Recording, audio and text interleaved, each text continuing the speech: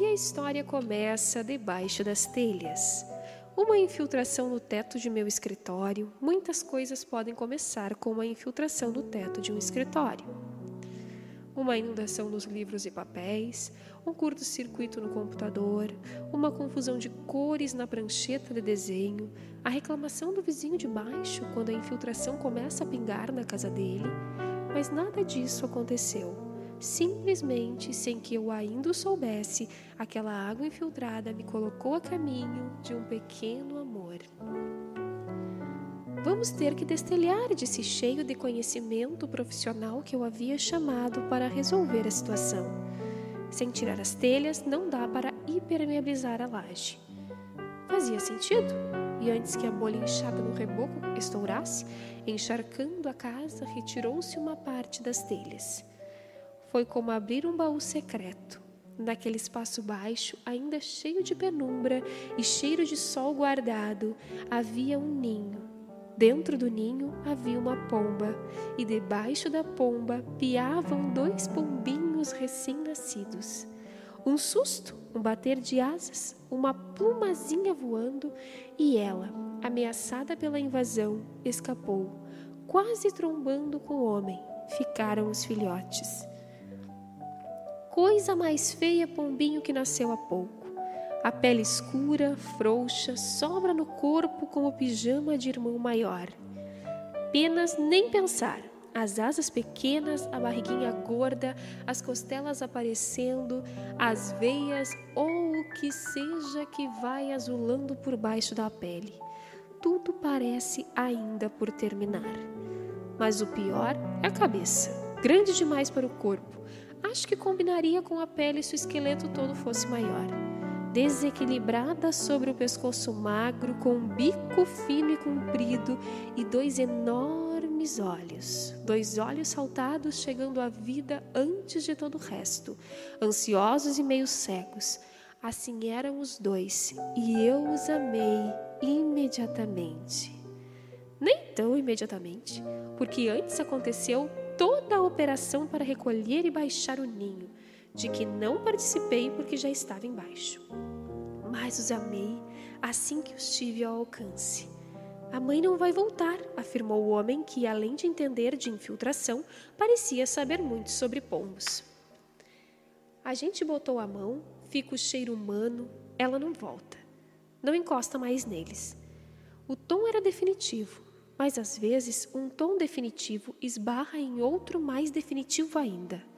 Se ela não voltar, os 2 vão morrer, disse categórico meu marido, depois de uma pausa em que ficamos os 3 imobilizados diante da possibilidade da tragédia. Vamos botar o ninho no alto, quem sabe longe da gente? Ela se anima? Não era coisa fácil. O ninho foi posto em uma caixa, a caixa foi amarrada com cordinhas. Meu marido subiu na escada para prender as cordinhas que foram atadas no beiral do escritório. Finalmente, em equilíbrio duvidoso, a caixa ficou balançando no alto. Pousada em outra parte, mas em distância segura. A mãe, aflita, olhava e piava, provavelmente sem entender por que havíamos posto os filhos dela em situação tão arriscada. As boas intenções podem ser difíceis de entender. Não chegou perto nem se afastou durante todo aquele dia e passou a noite onde estava. De manhã, vendo que não havia sido resolvido, decretei: os filhotes têm que comer. E mandei que descessem o ninho. Ninguém discute com mãe que quer alimentar filhotes, mesmo os filhotes não sendo dela. Baixou-se a caixa, mas diante daqueles 4 olhos famintos, a questão fundamental me atingiu como uma pedrada. O que comem bebês de pombo? Há sempre um amigo que sabe como se alimenta um pombo ou se dá banho num tucano. Meu amigo era escritor e sabia tanto de passarinhos que era chamado o sabiá da crônica. Liguei para ele. Rubem, socorro, preciso de ajuda para um problema com asas. Decepção. Rubem não tinha a menor ideia a respeito de alimentação de bebê pombo. Nunca havia se defrontado com situação semelhante, mas me transmitiu um conhecimento importante. Tem que botar a água com um palito de fósforo, bem no fundo da garganta dele. Ainda não sabe comer sozinho. E logo, recomendação enfática: de fósforo, palito de dente não serve, fura o biquinho. Depois de meus agradecimentos, ainda acrescentou: água, não se esqueça de dar água, gota a gota, no bico, passarinhos têm muita sede. Agora eu só tinha meio problema, faltava descobrir o que botar no palito. Aves não comem pão, pensei, mas algumas comem. Aves não comem carne, mas algumas comem. Aves comem grãos, todas comem. Grão moído deveria servir, milho com certeza. Mandei comprar um fubá bem fino, fiz uma papa com água, peguei um filhote. Que coisa frágil, que coisa pequena, que coisa viva! Eu com medo de apertar demais e sufocar, apertar de menos e deixar cair. E o bico, aquele bico desproporcional, escancarado como um funil levando para dentro da garganta redonda mais larga, quase que o pescoço. Um cano escuro indo direto corpo adentro. Com pavor, lembrei-me de quando, ainda adolescente, havia sufocado sem querer por excesso de zelo e de leite. O filhote de camundongo que acabara de salvar de morte por vassourada em uma loja que tentava alimentar. Não podia me permitir o mesmo erro. Botei um pouquinho de papa no palito e, cheia de cuidado com aquela criatura que confiava em mim, comecei. Filhotes de pombo, quando novinhos, têm que ser alimentados de 2 em 2 horas. E eram 2 a piar. De repente, meu tempo havia encolhido como um elástico. Mas, embora me esforçasse tanto, cuidando dos 2 com igual dedicação, o menorzinho logo morreu. Amigos trataram de me dizer que era parte da lei da evolução. Acontece quase sempre com aves, em ninhada de 2. Só o mais forte sobrevive. E eu fiz questão de acreditar, porque sendo aquela morte em favor de uma melhor descendência para os pombos, podia enfrentá-la sem culpa. O irmão mais forte, em compensação, aceitou sem hesitar. Sófrego encarregou-se de comer a parte da ração agora sem dono, e comendo em dobro, passou a crescer dobrado. Deduzi que isso também obedecia às normas da natureza. De um dia para o outro já parecia mudado. Aos poucos deixava de ser tão feio, fazia-se apenas regularmente feio. E a hora de dar-lhe um nome estava quase passando. Dizem que uma coisa qualquer, só existe de fato depois de nomeada. A girafa ou a xícara, por exemplo, só passaram a ser girafa e xícara depois que estes nomes lhe foram postos. Não sei bem o que fossem antes, mas certamente eram o que de mais próximo havia de uma girafa e uma xícara. Enfim, tudo tem que ter nome, e o filhote ainda não tinha. Bastou falarmos nisso em família para que o assunto se tornasse inadiável.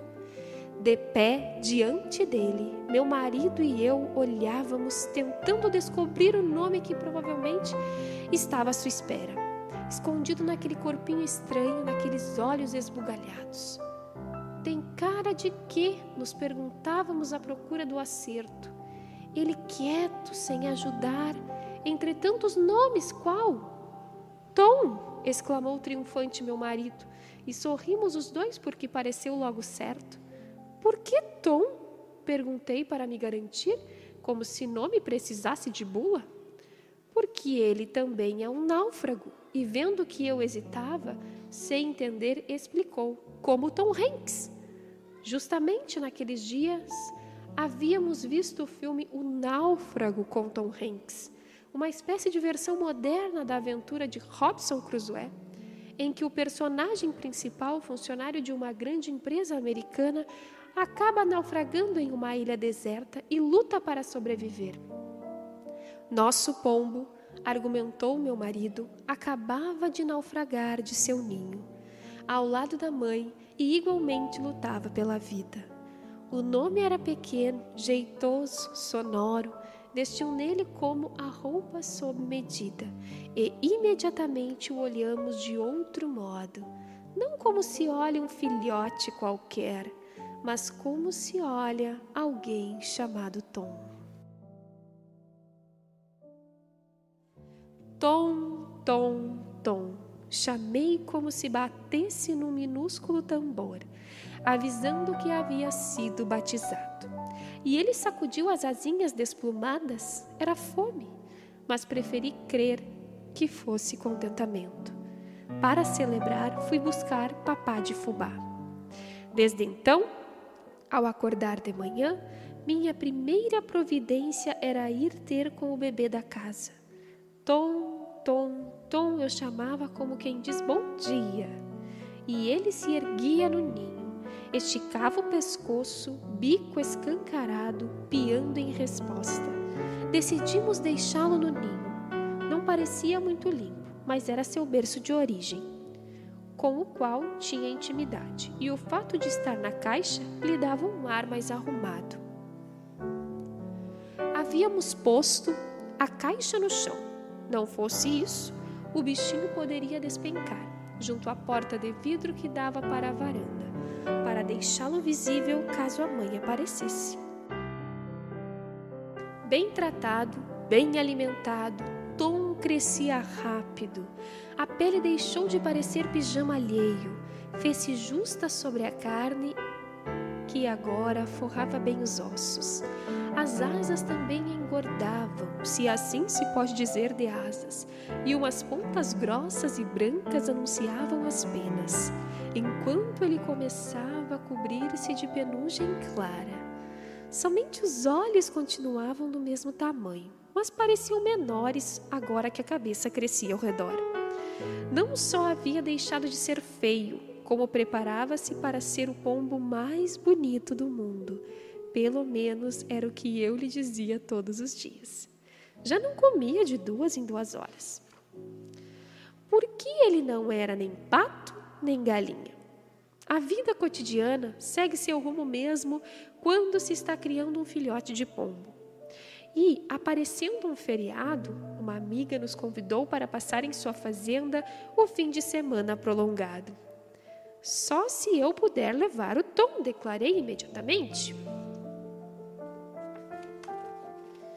Quem é Tom? Perguntou ela, pensando tratar-se de mais um hóspede, e tendo recebido a resposta, perguntou como boa dona de casa: o que ele come?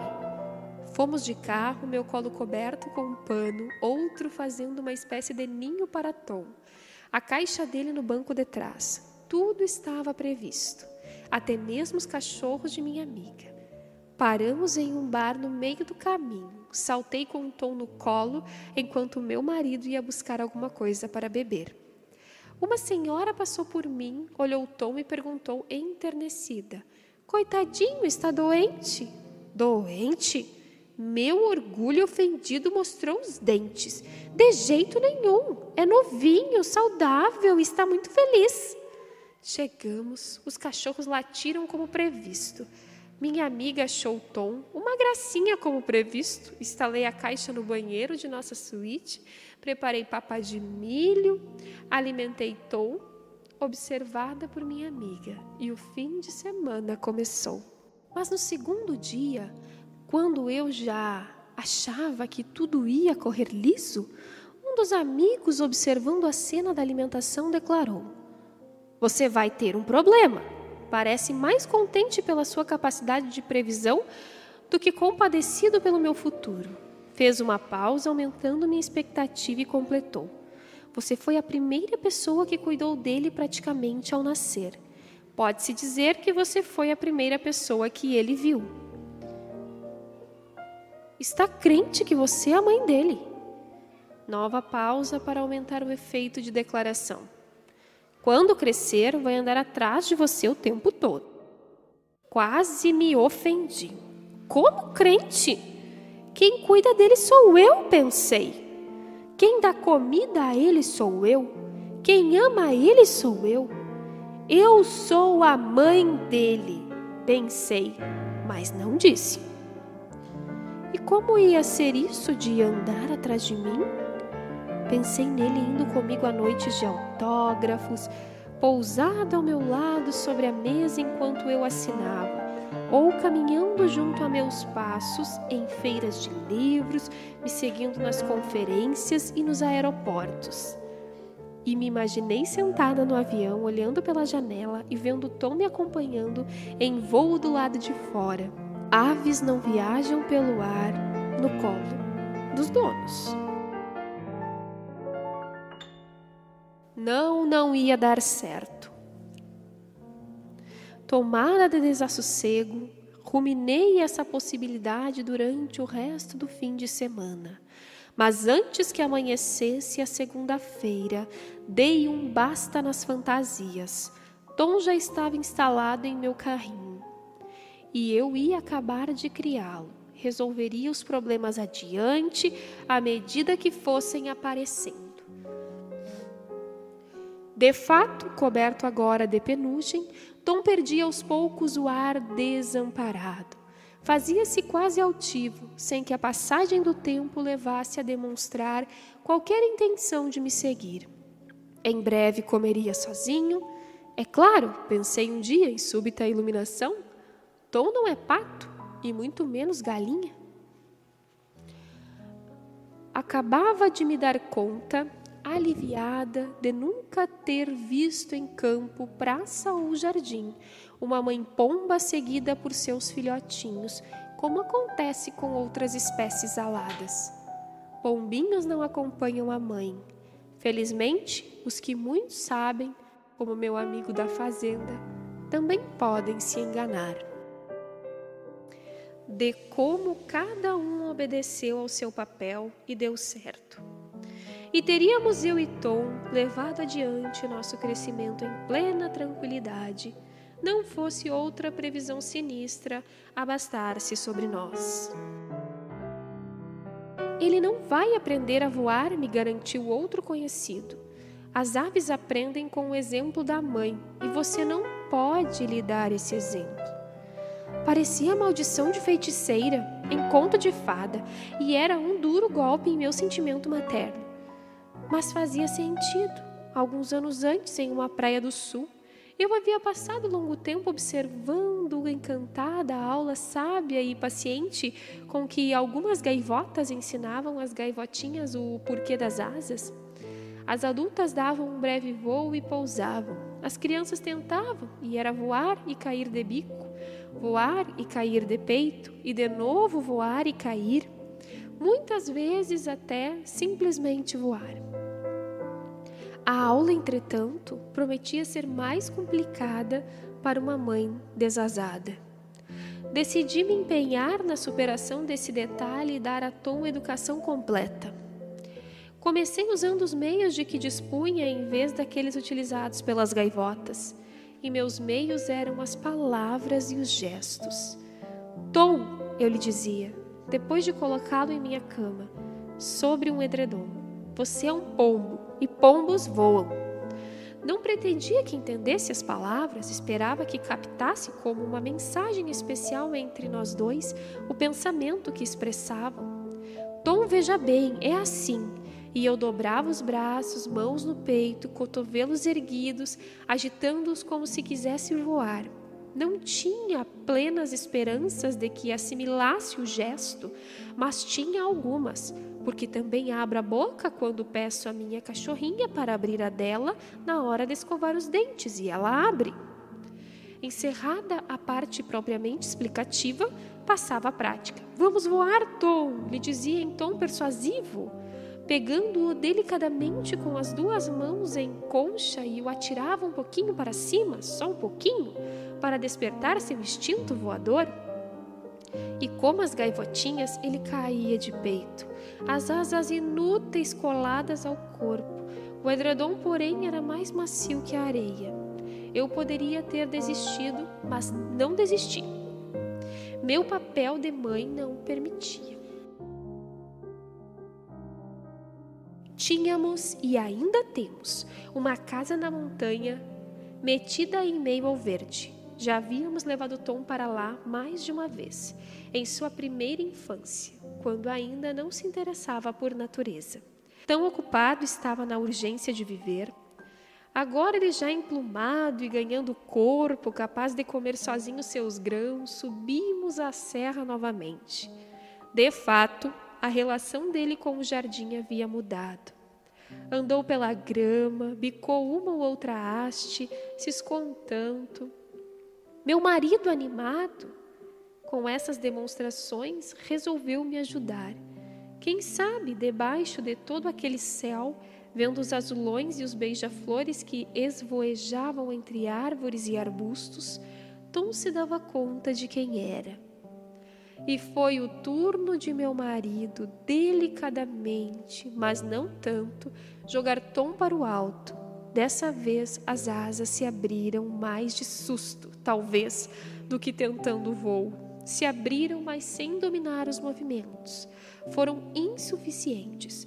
O esforço dele me lembrou de quando minhas filhas haviam engatinhado primeiro e tentando andar em seguida, caindo tantas e tantas vezes antes de estabelecer o equilíbrio.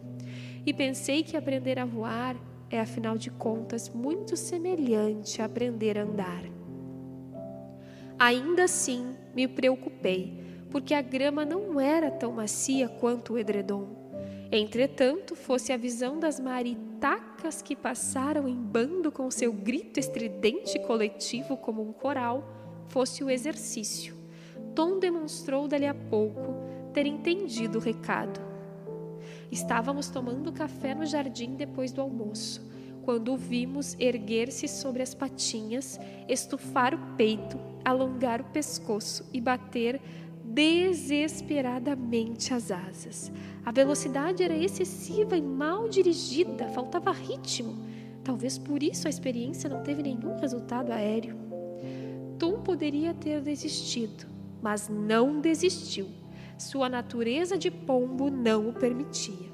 Várias vezes durante aquele dia, repetiu a tentativa de decolagem, até que afinal, êxito! Suas patinhas deixaram a grama.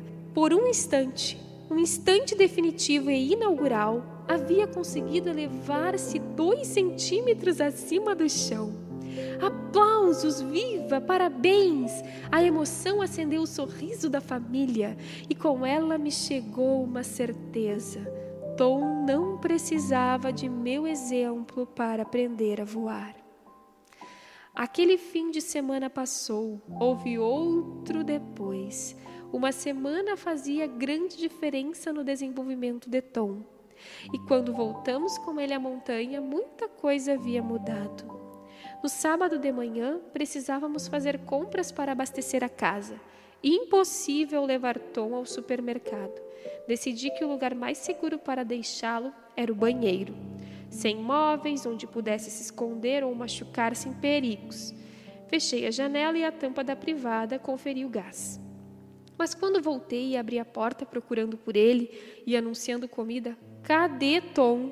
Não estava. Como não estava?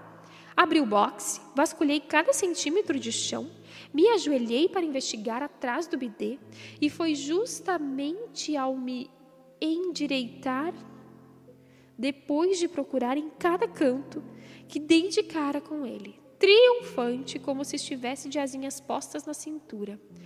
Tom me olhava do alto da pia.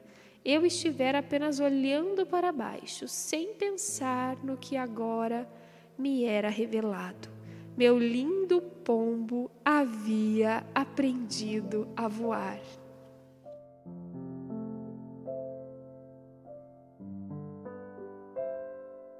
Quando cada mudança passou a anunciar outra. Houve um momento em que me foi sugerido cortar-lhe as pontas das asas para que não fugisse. Não me ofendi sequer. Aquele conselho não era para nós. Não nos dizia respeito.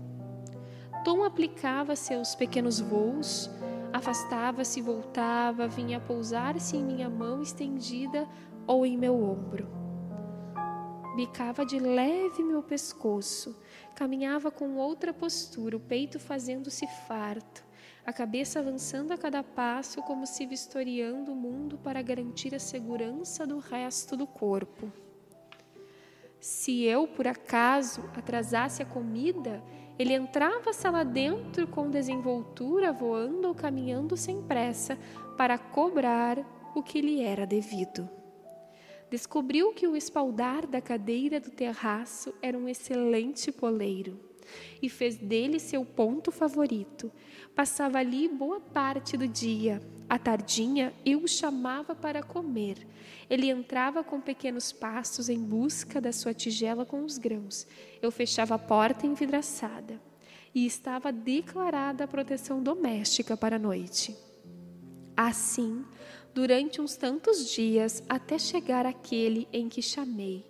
Tornei a chamar, mas por mais que eu batesse a tigela no chão, Tom não veio. Continuava em seu pouso como se à espera da noite. Levei a tigela e a deixei na mesa diante dele. Não fechei a porta. Várias vezes antes de dormir, olhei para fora. Agora no escuro, a silhueta de Tom continuava parada no espaldar. Como saber se ele está bem? Você parece uma mãe aflita quando o filho passa sua primeira noite fora de casa, disse meu marido sorrindo. Eu era uma mãe aflita. A noite pode ser bem fria no 15º andar onde moro. E se começasse a soprar o vento sudoeste, que é forte e gelado, será que ele entrava? O mundo é um lugar cheio de perigos e eu não havia preparado Tom para enfrentá-los. Mas na manhã seguinte, Tom, Tom, Tom, chamei anunciando que o dia já estava em andamento. E como sempre, ele se balançou de um lado para o outro, sobre as patinhas, me recebendo e voou para minha mão. Tudo estava bem. Bem e a caminho de novidades, assim como são os dias. Logo eu perceberia que o espaldar e algumas noites ao relento eram apenas a primeira etapa de um percurso maior. Ou a primeira etapa havia sido à beira da pia? Fui dormir uma noite e a silhueta dele estava lá. Acordei e antes mesmo de chamar Tom, Tom, Tom, dei com o espaldar vazio. Chamei assim mesmo, mas com outro tom. O susto plantado no estômago, enquanto procurava com um olhar. E ele me respondeu como sabia fazê-lo, balançando-se e esticando o pescoço para a frente, lá no alto do telhado, para atirar-se em seguida, peito à frente, asas abertas, até onde eu estava. A mudança de pouso não havia sido uma casualidade, nem se limitou àquela noite. Esquecido o espaldar da cadeira, o telhado tornou-se sua nova morada. Tom expandia suas fronteiras. Agora morava no alto, como cabe às aves, e do alto me atendia quando eu o chamava.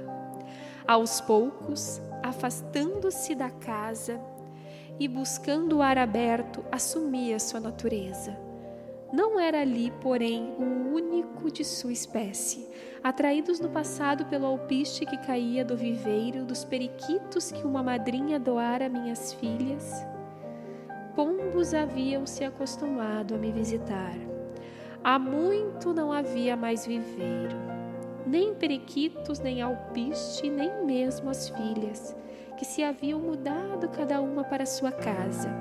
Mas meu terraço continuava sendo um lugar seguro para meus antigos hóspedes emplumados e seus descendentes, que com frequência pousavam nas telhas e no piso.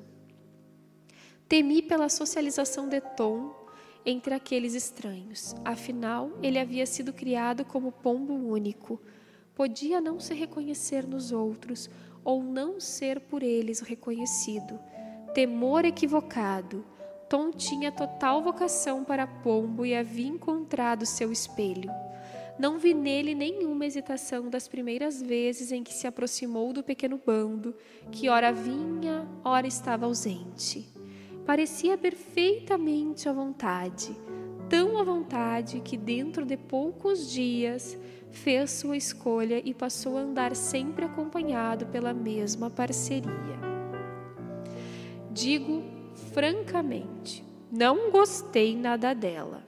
Era pequena, magra, fosca, com estranhas manchinhas brancas, as penas arrepiadas e ralas. Tentei ser justa, mas qualquer um podia ver que aquela não era a namorada digna do meu Tom, que se havia tornado um belo pombo cinzento de peito farto iluminado por vivos reflexos arroxeados. Você está com ciúme? Riu meu marido.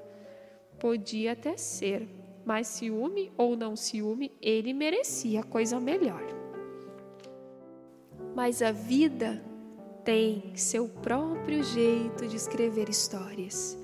Tom passou a convidá-la para comer. Isso, confesso, me incomodou logo na primeira vez. Que ele gostasse dela não era problema meu, ou não tinha que ser, mas que a trouxesse para comer na minha casa me parecia excessivo. Eu nem sabia se ela era limpa. Troquei a tigela de lugar, não a punha mais sobre a mesa do terraço, mas dentro da sala junto à porta. Eu chamava Tom, ele vinha lá do alto, entrava, e antes que ela tivesse tempo de acompanhá-lo, eu fechava a porta, que fosse buscar comida em outro restaurante. Não ia, continuava ali do lado de fora do vidro, olhando ele comer, só olhando, quieta, à espera que ele saísse. E quem sabe também estava com fome. Eu teria aguentado melhor se ela bicasse o vidro ou se mostrasse irritada, mas aquela mansidão paciente me doía. Aguentei 2 vezes, na terceira abri a porta, pedindo desculpas, e passei a botar dupla porção na tigela. Dormiam os 2 no alto do telhado. Tom, tom, tom, de manhã, e ele vinha num farfalhar de penas. Ela também vinha, sem que a chamasse, porque não lhe havia posto nome. Parecia-me velha demais para batizado, ou faltava ainda intimidade com a família. Acredito que teria lhe dado um nome, se apenas tivéssemos tido tempo para isso. Eu sorria contente e punha a tigela no chão, às vezes estendia a mão para que ele pousasse. Mas um dia, tom, tom, tom, chamei, e meu pombo com suas belas asas cinzentas não se balançou no alto, não se preparou para voar até o chão. O casal não havia passado a noite no telhado. Tão dura a vida dos pombos urbanos, pensei. Água pouca, comida rara e crianças que o perseguem, e bicicletas e carros. O mundo é um espaço cheio de ameaças. Tom demorou 2 dias antes de voltar com ela para comer. Se naquela noite dormiram no telhado, não sei. De manhã já não estavam. Meu coração dizia que não fazia sentido ele ir embora quando tinha comigo segurança e comida, carinho e liberdade. Minha razão sabia que o que fazia sentido para mim podia não fazer sentido para ele. E que tudo o que eu lhe dava podia não ser aquilo de que ele precisava. Tom tinha seus próprios desejos. Assim continuou por algum tempo. Eles vinham, sumiam, voltavam. Um casal exercendo sua vida. Cheguei a pensar que seria sempre desse modo, que talvez fizessem um ninho debaixo das telhas como aquele em que Tom havia nascido. E me pareceu bem. Mas não foi o que aconteceu. A partir de um sumiço que acreditei igual aos outros, até perceber que se prolongava indefinidamente. Tom nunca mais apareceu em meu terraço. Nem vi sua pequena companheira. Durante um tempo o esperei. Depois percebi que não tornaria a vê-lo, ou só o veria na lembrança ao reparar em algum pombo cinzento com pescoço de ametista. As histórias inventadas não costumam acabar de repente. Tem um final bem pensado, em que tudo parece se encaixar na justa medida. Mas a vida escreve suas histórias de outra forma. Dá a impressão de que termina sem explicar, quando, na verdade, está terminando apenas para algumas das personagens, enquanto leva a história adiante para outras. Foi assim que escreveu a história de Tom e de nosso bem-querer. Eu fiquei com um tanto de saudade, um tanto de preocupação por tudo que o esperava e um tanto de orgulho, mas o mundo era o espaço de meu lindo pombo, o espaço para o qual eu o havia criado. Ele foi ocupá-lo para continuar a sua própria história, ainda que de longe de mim.